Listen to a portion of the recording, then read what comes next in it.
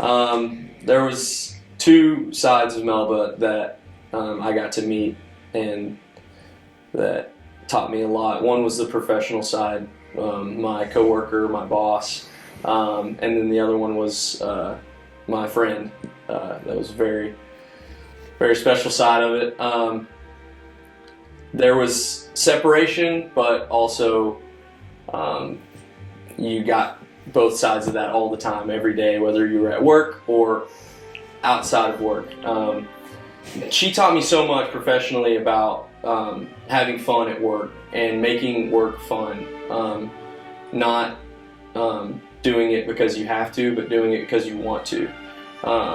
And she was very good about bringing that out of everyone. When she walked into a room, everyone worked harder because we were having more fun. We didn't feel like we were working harder, we felt like we were having more fun. But sure enough, it made more of an impact in the people's life that we support. And not only the people's life that we support, but our own lives. She had a way of enriching our own lives because just with her smile, with her spirit that she'd walk in to a room with. And a lot of my life, I've been told that I have that little bit of glow. When I walk in, I spark up a room. Not the way Melba did. Not even close. It didn't matter what she was going through. You never knew she was going through anything. She was fighting cancer the whole time, and no one, if you didn't know her, you didn't know she had you didn't know she had cancer. You didn't know she was battling some things, because it wasn't, she didn't want people to be worried about her. She wanted people to be happy. And she really made people happy. As a friend, I went to her for all kinds of things, advice, just needing a voice lesson on how to sing a little bit better. Would go to her for that. I mean, just for a laugh, for a smile. We had such a chemistry that when we were hanging out, we could say anything, this, and it was a blast. No feelings ever got hurt because we knew it was all out of love. And she really made you know that this life we live is short, and we might as well live it having fun and smiling and laughing. She's very missed, but you know, she still lives through us all. She definitely lives through me. I ask her for help and guidance all the time. Before sitting down and making this, I asked her for a little help and guidance, you know. She had a way to, you know, really touch you and make you feel special, and we're gonna miss her. And we just gotta remember how she did it. She did it with a smile on her face. So if that means we gotta come to work every day with a smile on our face, and remember that's how Melba would do it. That's what gets us through. That's what gets us through. She's always working. She's always working here, one way or another. Oh goodness gracious, where to begin about Melba?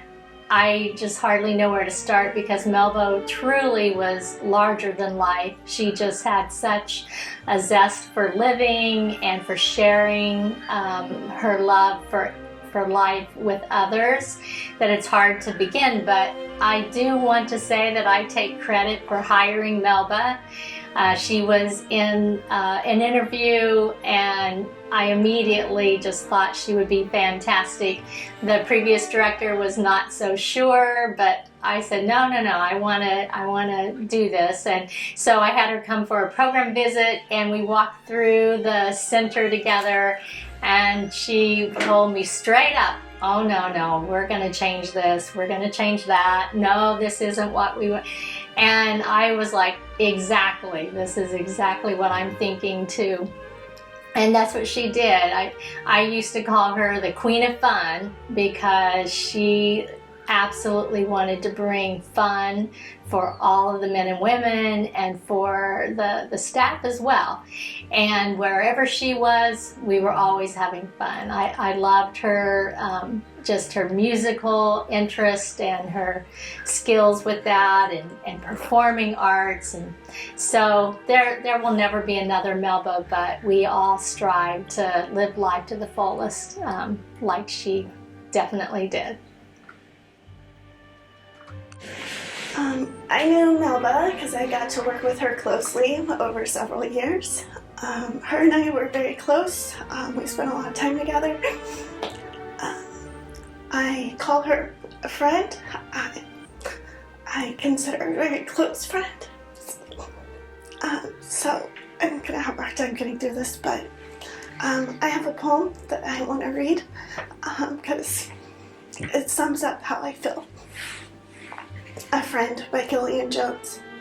A person who will listen and not condemn. Someone who you can depend.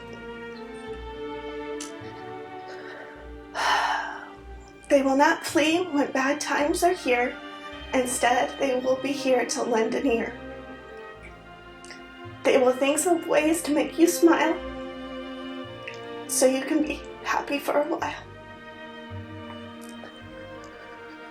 When times are good and happy, thereafter, they'll be able there to share the laughter. Do not forget your friends at all, for they pick you up when you fall. Do not expect just to take a hold to give friendship back, it's pure gold. Melba was pure gold. She lit up my life. She will be someone who I miss every day. And I do wish I got to spend more time with her, because I only knew her for about 3.5 years. Like, she could be someone that I could see,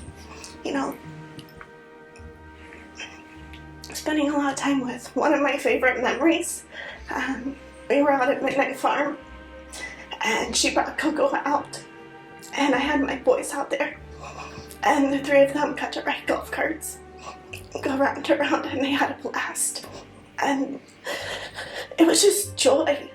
Coco was having fun, the boys were having fun, and Melba and I just sat back and watched and enjoyed being at the farm and being with those who we loved. One time, I was on the phone with Melba, and she, I don't know, on purpose or by accident, said, "I love you." And I kind of was caught back off by it, and I was like, oh, wow. And I didn't know what to say, but I was like, I thought about it, I'm like, I love you too. She showed me the friendship of love, and I will miss her greatly.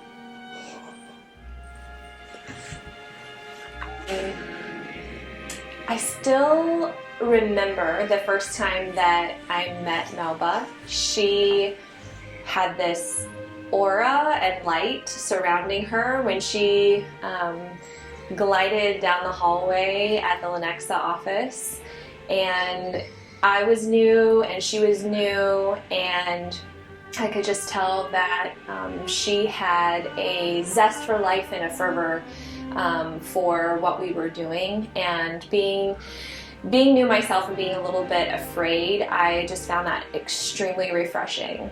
She was always smiling and always had a kind word to say, and just ready to sort of rally the troops despite really, really difficult times with that vision casting for whatever was good and up ahead.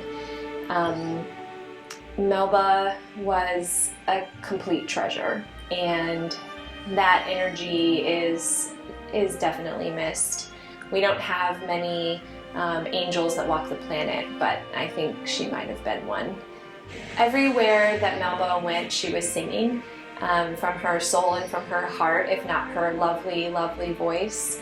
You could tell when she gave you a hug or when she looked at you in the eyes that she was present and wanting to be genuine and in the moment with you. So she made me feel really special, and that's something I hope I can pass on to others. The other nice thing about Melba is that she was sick the same time that my dad was sick. And it was really never about her. Anytime I saw her, she was asking about my dad, my loved one, who they just had a lot in common. And that was a balm for me to have him be present through her even, and through her asking about him. So she was very, very special.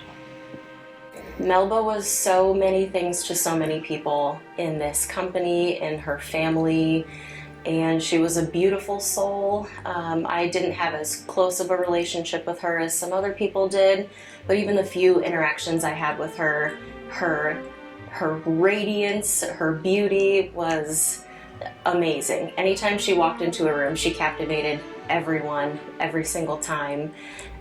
Everyone always knew that she was there. She was a kind, beautiful soul, and she is so very missed. At the beginning of the school year, in the year 1990, Sunshine walked into my classroom at Shawnee Mission South High School. That sunshine came in the form of a 14-year-old Melba Wright, who possessed a radiant smile and personality that lit up the room. She brought the fun and the energy then that she brought some 25 years later to her work at Good Life. Melba spent about 2 years at South before one day she reluctantly shared the news with me that she was moving to Illinois. Little did I imagine that Melba's career path would lead through music, teaching special needs students, and back to all of us at Good Life. Melba was a star in high school because she had this amazing singing voice. The choir teacher considered Melba one of her finest talents and praised Melba's natural gift every time she had the opportunity. Even now, some 30 years later, and hundreds of choir and voice students she has worked with over the years, that choir teacher vividly remembers Melba. I remember also how joyful and kind Melba was to other students. Her smile and playful nature lifted the mood of those around her. Of course, she brightened my classroom every day and even defended me on occasions when another student didn't share her admiration for me. Of course, everyone enjoyed her presence and she enjoyed theirs. Her brothers and sisters were such a big part of Melba's life at South. I particularly enjoyed getting to know Stacy and Cyrus. There was always fun stories to share when you were part of a big family like Melba had. So we fast forward, or maybe not so fast forward, to about 2015. And I was walking around day services in Lenexa, and Sunshine again walked into the room in the form of a bit older and much slimmer Melba Wright. We laughed and hugged and caught up on why we were both in the same room together again. It was a wonderful reunion, and I was so impressed to learn about her incredible music education that she'd had and her interest in teaching and working with special needs students and the different jobs she had that led her back to Kansas City. Over the next few years, I was delighted, grateful, and amazed at the love and energy and just beautiful skills that Melba brought to the day services, to Midnight Farm, and to everything that she engaged in at Good Life. For Melba, it was always about the men and women. What will bring them the most happiness and pleasure? That was Melba's goal in all she did, bringing delight to others and by utilizing the gifts that she had. Then, as years before, Melba had to reluctantly share with me some sad news. Of course, she wanted to keep my spirits up, and she said, "Don't worry, we are going to fight this cancer thing, and we're going to win." And fight she did, courageously, continuously, and faithfully. To the end, bringing light into what was darkness, blessing those around her with her undaunted bravery and gallant heart. She always knew through this that this worst thing would not be the last thing. Now, although she is not among us, her light is always with us. Shine on, Melba, and thank you. I met Melba when she was working the day center, and iLink was at Lenexa office. And one Saturday afternoon, I heard like this weird screeching noise coming from, I don't know, down the hall. And I'm like, I don't know what's going on. It sounds like someone is getting attacked or something. And I'm like, I had no idea that Melba was giving voice lessons. So I walk in and I says, "Is everything okay?" She's like, "Oh no, that's how we warm up with our voices." And so like every Saturday she was in there, and I worked Saturdays, so she used to come in and visit me. One day I accidentally left my lunch at home, and we can't like leave, and out of the blue she came in, and I didn't even tell her. She came in with a sandwich and exactly how I like it, and I had no idea how she would have known like my sandwich, and I left my lunch at home because we had never discussed it. She used to come in, and anytime like I was upset with something, like my a good friend of mine passed while I was in Lenexa from high school, and she knew. She's like, "I just had to come in and give you a hug," and I never told her, and I'm like, I really needed it. Her smile was just amazing. It always lit up a room. I'm like, I still see her everywhere. Sometimes it's just, if I'm upset, I know she's looking down and saying, "Just hang in there, you got this." Right after my uncle passed, she would just know exactly. And I don't know how she knew, but she knew I needed a hug then, again. And, you know, and she used to, I used to tell her, you know, the names of my grandkids, you know, what my daughter was going to name her, and he's like, "Very interesting. I don't know if I like that one," but, and then, you know, anytime they finally decided the names, it was just, she just loved it. So, and she loved seeing the kids too, and, you know, she'd always ask about them and everything. So not having her here is hard, but I know she's looking down on us, and she's throughout. I mean, I see her everywhere, like in pictures, and her smile, and the one hand washing song that she ended up doing, the Good Life Mash. It was a lot of fun doing that with her, and I was just showing it a few weeks ago to one of my new staff what we used to have to do, and just seeing her smile, it just, you know, makes you feel better. So I watch that every so often just to see her. And you see her all around in different pictures and stuff like that. So she's always going to be a part of Good Life, and we love her. I consider her like a dear friend, that it was so hard to lose somebody that's so dear to us. So